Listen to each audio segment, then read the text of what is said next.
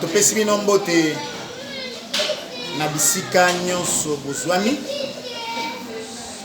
Nzambe na lola abongela bino, apambola bino na bandako bisika bozwami. Bozolanda biso na Facebook, bozolanda biso na YouTube. Nzambe na lola asalela bino bolamu. Tozokoba pour cette troisième séance dans l'icône na Elohim.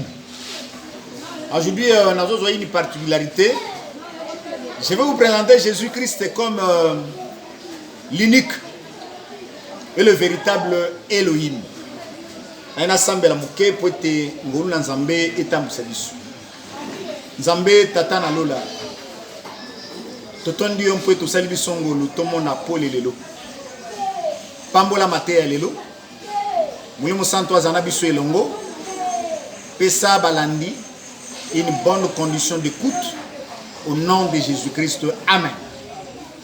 Alingi na revenir sur deux passages. Oyo totangaki yango la fois passée. D'abord likolo na mokana na Nzambe na Genèse chapitre 1er verset nango 1er elobi au commencement Dieu créa les cieux et la terre. Ça c'est le livre de Genèse qui commence toute la Bible. Et puis qui peut premier chapitre. Il y a évangile écrit par notre frère Jean au chapitre 1er, le verset 1er qui dit: au commencement était la parole, et la parole était avec Dieu, et la parole était Dieu. Donc ce qui a enchaîné dans verset 2 et verset 3, il est dit: il était au commencement avec Dieu, toutes les choses ont été faites par elle, et rien de ce qui a été fait n'a été fait sans elle. Namekaki en termes à rappel, que dès le premier verset de la Bible, tu écoutes les mots Dieu. Dieu, aujourd'hui c'est la forme française. Traduction. Mais ce qui est en hébreu, Dieu, c'est elle. Ça, c'est la forme singulière de Dieu. Et Elohim, la forme plurielle. Donc, pluriel en Zambé, tous au côté na chapitre ya liboso. Ce qui tokiti, totali na verset na yango 26. Je prends seulement une partie où Nzamba Zoloba. Puis Dieu dit: faisons l'homme à notre image, à notre ressemblance. Donc Nzamba Zaye Moko, mais Azo Kende Koloba, Tosala Moto, na elilingi na biso. Tosala ye kokokana na ressemblance na biso. Donc Nzambe ou Azaye Moko, mais azolo bana pluriel, c'est-à-dire il a boyike ya bonzambe. Boyike ya bonzambe. Mais tant azo kende na kati ya kokela. Tant on quitte na verset 27, Bible ezoloba sur na boyike te. Bible lobi te ke banzambe basalaki bato. Na verset 27, bazo c'est lobi Dieu créa l'homme à son image. Il le créa à l'image de Dieu. Il le créa à l'image de Dieu. Allez, na 26. Donc, Nzamba mi lobeli na kati na boyike. Mais tant tozo comme na verset 27, azo zonga na particularité. Tu vois, donc que na singularité en Nzambe, elle. Ils ont signifié Dieu. Et puis la pluriel, Tozokuta Elohim. Donc, elle, na Elohim, lelo, yango biso, na français, Tozo le Dieu, peut-être Sokoza na Lingala, bakoye bisayo Nzambe, ok na Bangwandi, bakoloba Nzapa, to bongo na bongo, ndenge okoye bango na kati ya langue na yo. Alors, notre problème, parce que lelo, je vais vous présenter Dieu dans l'unicité. Nous allons présenter que Nzamba aza unique, bien que aza pluriel. Banzambe batikala kozala ebele te. Pour que nous voyons que nation na nation azaka na Nzambe na ete. Nzamba mi laksane na nation moko. Mais c'est lui le Dieu, le créateur de toutes choses. Alors ce qui est important, donc tant on a tangi na mokanda ya Jean. Dieu quand tu l'as créé, il s'est servi de sa parole. Nzamba zoloba, par exemple, le premier jour, Dieu dit que la lumière soit et la lumière fut.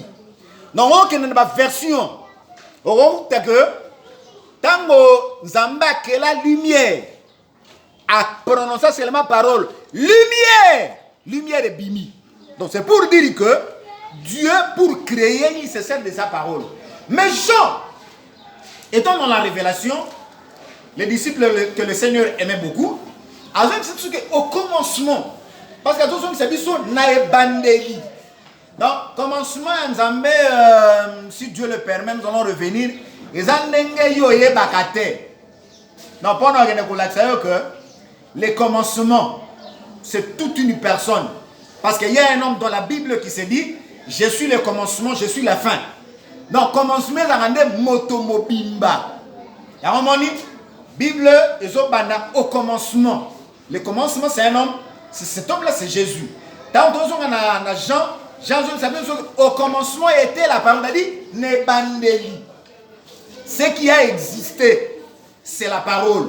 Oh, cette parole-là était incarnée na kati ya Nzambe Yemoko. Dit au commencement était la parole.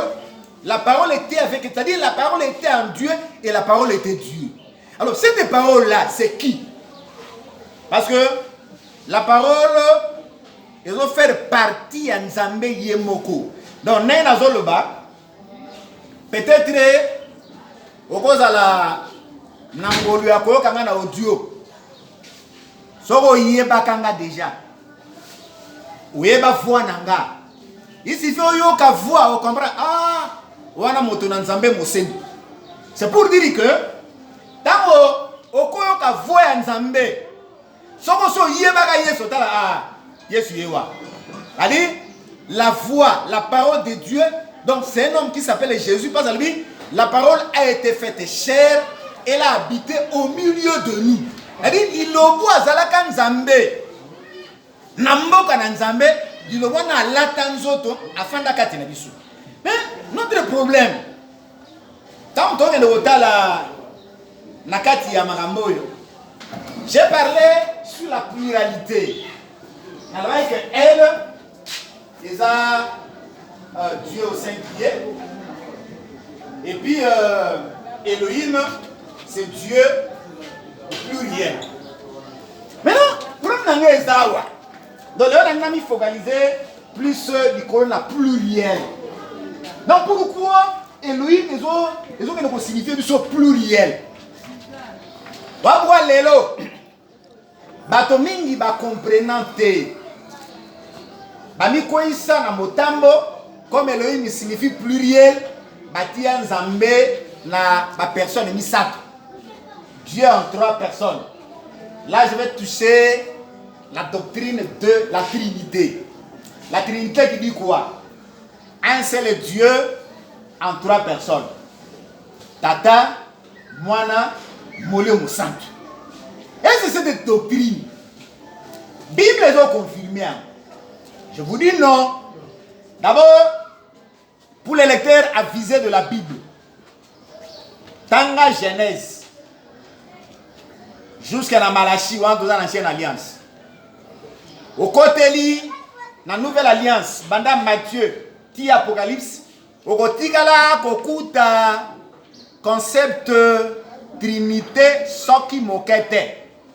C'est pourquoi j'ai voulu dire sans froid aux yeux que la Trinité, c'est un enseignement qui est du diable. Parce que je vais vous montrer que Nzambe, atikala kozala na 3 personnes étaient, mais Nzamba zalaka unique. Dieu est unique. Azara yé, amisa tote, ba mi balete, ba moto bate, ba sambote, mais Nzamba zalaka unique. L'erreur vient d'où? Voyez, Jésus, à la fin de sa mission, avant Matalikolo, il était avec les disciples. Il leur donne une instruction. Tokuti on a mukanda ya Matthieu au chapitre 28, na verset nango 19. Il a dit quoi? Allez, faites de toutes les nations des disciples, les baptisant au nom du Père, du Fils et du Saint-Esprit. Donc c'est là où il y a les problèmes.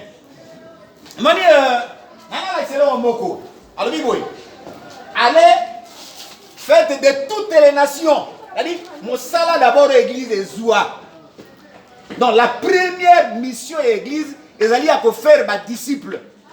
Ils allaient faire un temple, ils allaient faire un hangar, bien sûr, pour combattre la mission, il intempéries, Moï, Mali, tout ça. Mais la mission première de l'église, c'est de faire les disciples. Alors, allez faire de toutes les nations les disciples. Disciples disciples de qui? Disciples de Jésus. Pas disciples d'un pasteur, pas disciples d'un apôtre, mais disciples de Jésus. Alors, faire de toutes les nations mes disciples, les baptisant au nom. C'est là où j'ai à me focaliser. Les baptisant au nom. L'Église a changé les comélies. Les baptisant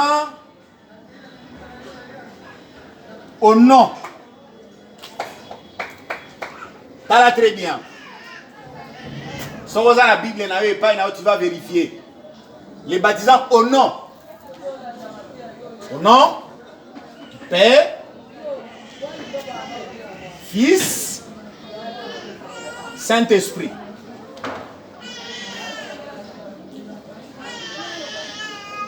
Remarquez ici, il y a une chose que on a martelé. Yesu azo yebisa baye koli. Alibo kende boba na kombo. Il n'a pas parlé de 3 noms. Parce qu'en principe, le père doit avoir un nom. Tata il faut dans la combo. Les fils doivent avoir un nom. Et même le Saint-Esprit. Mais notre problème, c'est que tout le monde peut porter Combo à Tata. Moi qui vous parle, j'ai un père qui m'a engendré. Devant mes enfants, on a bâti, je suis aussi un père. Comme moi, il sera aussi le père de ses fils. C'est que le père, ce n'est pas un nom propre pour une personne. Donc ça veut dire que Bisso, il faut tout le catouiller. Quel est le nom du père? Et tant que on a singulier, ça montre que et le père, et le fils, et le Saint-Esprit sont porteurs d'un seul nom. Donc Tata, moi, c'est pourquoi tu verras que Tango Pierre Ayoka Marambo, Pierre Ayoki a dit baptisé au nom du Père, Fils et Saint-Esprit. C'est pourquoi je vais vous dire que si on entend la Bible, dans le lecteur de la Bible, Tanga la nouvelle alliance c'est Mobimba. L'ongwa l'évangile. Parce que tout le monde a mis ça là, la recommandation à Jésus-Christ et qu'on a acte des apôtres. Donc, Tanga la acte des apôtres Mobimba. Ajoutez même les épîtres. Tu ne verras aucun disciple baptisé au nom du Père, Fils et Saint-Esprit. Il y en a qui sont que Lélo, partout dans le monde où vous me suivez. Donc, si tu t'es fait baptiser au nom du Père, Fils et Saint-Esprit, donc tu n'es pas baptisé selon la saine doctrine. Parce qu'il y a une chose qui est vraie. Le dit, nous sommes édifiés sur le fondement des apôtres et des prophètes. C'est-à-dire, beaucoup de gens ont fondement des apôtres et des prophètes. Pourquoi? Jésus, quand il faisait sa prière, dans Jean chapitre 17, il avait dit une chose. Je ne prie pas seulement pour eux, c'est-à-dire pas seulement pour ces disciples qui sont avec moi, mais je prie pour tous ceux qui croiront en moi par leur prédication. C'est-à-dire, si l'évangile s'est répandu aujourd'hui à travers le monde, et là, il y a des apôtres. C'est-à-dire, là où Jésus-Christ ne pouvait pas arriver, après sa mission à mes disciples, et il ne pouvait pas donner la mission, il y a qu'à continuer mon salut à Banagi par des gens qui ne mettront jamais en pratique sa parole. Ah, toi, dans ma cambo, il y a Moli au Santou, toi, dans ma cambo, il y a révélation. Alors, Pierre, il est resté, parce que quand Jésus a dit ça, il dit une chose, il dit, ne sortez pas encore de Jérusalem, jusqu'à ce que vous soyez revêtis de la puissance d'en haut, le Saint-Esprit que je vous enverrai. C'est le Saint-Esprit qui éclaire. C'est le Saint-Esprit qui donne la révélation. C'est pourquoi la parole de Dieu. Si on a une parole, on a une écriture.